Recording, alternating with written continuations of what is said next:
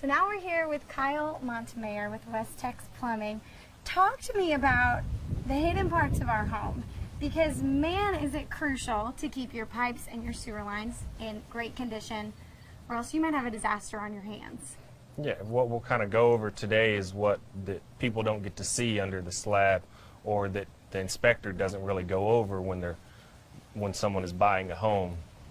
For somebody to come out and call a plumber to come out and check all your plumbing in the house and make sure everything's good before you buy the home and get into it and start having plumbing problems right after you buy it. Because definitely nobody wants that, right? No, because it gets pretty expensive when you have to get into something like that. Talk to me price points, like how expensive, you know, little steps that you're going to show us today that I could be doing routinely in my own house. How much money could that possibly save? It could range roughly between $5 to $10 grand, and it's a lot of demo in your house, and it just kind of puts you out of your house, and you have to kind of go through this while you're living in it. Right. Nobody wants that. No. So go through me. What are some of the main things you guys look for? So I call you guys out and say, okay, I've got this new home I'm interested in. Walk me through. What do y'all do? What I'll kind of come in and do is I'll kind of check all your plumbing inside the house that I can kind of see. I'll kind of go out and check your water meter out in the alley and check and make sure there's no water leaks or that the meter's not spinning. If it is, I'll kind of come in and check and see what's making it spin before you buy it, to stop you from buying a house with a possible slab leak or something to that effect. Okay. Or the other option is I also come in with a camera system, and I'll come in and camera the lines and look at them and make sure that you're buying a house without any plumbing problems under that slab in the house. Okay. So now, plumbing problems under the slab in the house, what are those caused by? You know, what kind of triggers this stuff? It's just over time you've got settling on the house, and it could just be that the pipes are starting to get bad and older, and you could get cracks. It could get to the point of having roots in the line.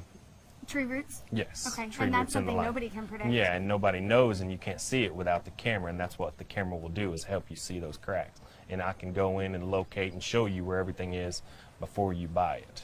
Is this something good to do, you know, almost like a doctor's checkup? We get checkups on our bodies. Should we get like a plumbing checkup every couple of years? Is that something you recommend? Yeah, possibly maybe once a year if you just kind of want to call us, and we'll come in and I'll go through the same process of you buying a home, and I'll come in and kind of check your plumbing.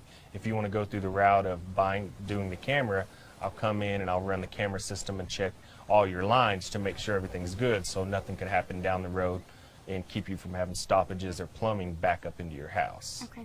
So obviously I've got to have the camera to do that high-tech camera work. So let's kind of set that concept aside for a minute. Let's walk in the house and just show me, you know, what could I be doing at home maybe before I need to call a plumber? Call a plumber? Okay. Yeah.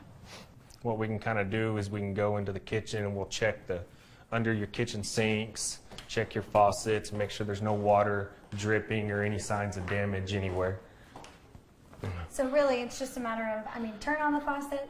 Yeah, you can just kind of turn it on and then turn it back off, and then you're just looking for water that's going to keep running and not shutting off. Okay. And then what we could also do is you can kind of look under here, and you'll look under at your angle stops, make sure there's no water. You look at your P-traps. If you have a disposal, you'll look at your disposal, and just kind of what you're mainly really looking for is signs of water damage. Okay, now for someone who's super newbie, what is a P? The P-trap. What did you say? The P-trap's going to be this piece right here, and because that's going to be the one that'll always disconnect and reconnect back together. That'll have any type of food or anything in it in that P-trap. Okay. And then what was the other one you said? The other one was back here in the back. You have some angle stops that you could also look at back there in the back. And you're looking just for water leaking off of those or any signs of damage on those. Okay. And again, these are just good reminders of things I should be doing every couple months. Yeah, if anything, every couple months, or like we're going through your home buying process, if he might miss something, you could always just check it, and it's just as easy as just open up your cabinet and looking under there to make sure no water, or just looking at your faucets and just check and make sure there's nothing running or water moving. And is man, what you're looking for. That 30-second step could save you $1,000 thousands yes. of dollars. Yes. So another thing we can do is just head outside. Yeah, and what you can kind of do is you can come out to either behind your house, or the meter's either out in the alley or in the front of the house. What you can kind of do, something simple and easy, is just kind of come out here to your water meter and kind of be careful when you open up that lid, but open up that lid, and what you're looking for is a possible slab leak. And down there in the center, there's that little chrome piece, and that's kind of what's going to be spinning, and that's going to tell you as a homeowner that you're having water somewhere running in the house. So if that's still, I'm happy. Yes, because that means there's no water running in the house, there's no movement of any water, and it's holding pressure to what's inside. But now make sure you're not running laundry while you're checking. Yes, I always check. What I would usually do is go through the whole house and check, make sure there's no toilets running, no faucet has a drip or anything. And then I'll come out here and check if nothing's running, and then that'll tell me that they either have a leak or if they don't leak by that piece spinning in the center. Okay. Now what's maybe the worst, like, I mean, if it's going and going, there's a huge leak. Yeah, it's sometimes what will happen is the kids will go in there and they'll flush the toilet, and then that'll make it spin. But it'll spin real quick and then it'll stop because that's just telling you that your toilet's back up filled. Okay, got it. So check under the sink, check my meter. Is that really all I can do myself? Yeah, that's kind of the easier things that you can do as a homeowner to kind of check everything. But there's options of going through and calling an actual plumber out, and what he'll do is he can come out and run a camera through your sewer lines and check your sewer going through got it. that camera here. Tell me what you guys are looking at when you do this. When we're running the camera through your lines, what we're looking for is either breaks in the lines, possible bellies in your line, or the big one that's always a bigger one is the roots are always in your line, and that's where you start having your plumbing stoppages and backing up and sewer coming into the house. Worst case scenario. Worst case scenario, Like, horrible. I mean, that just seems horrible. it is, and it's pretty much what you have to kind of come in and do is not people like it, and it's pretty hard on the homeowner coming in and having to go through the damage of replacing pipes under your slab in the house. So once we turn this on, we won't right now, but once we turn this on, you guys literally just feed that. Where do you start?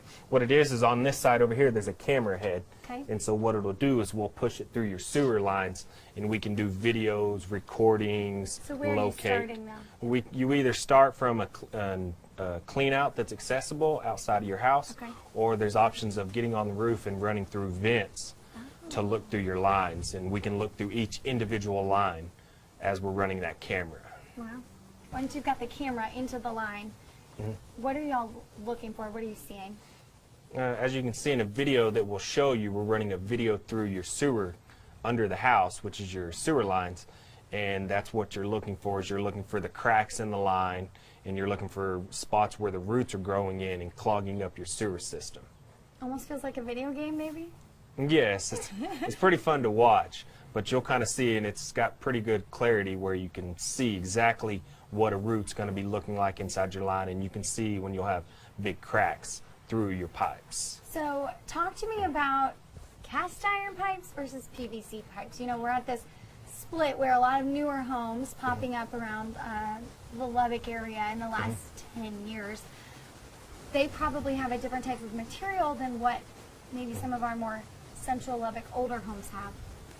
Why does that matter to me as a homeowner, and why does it matter to you as a plumber?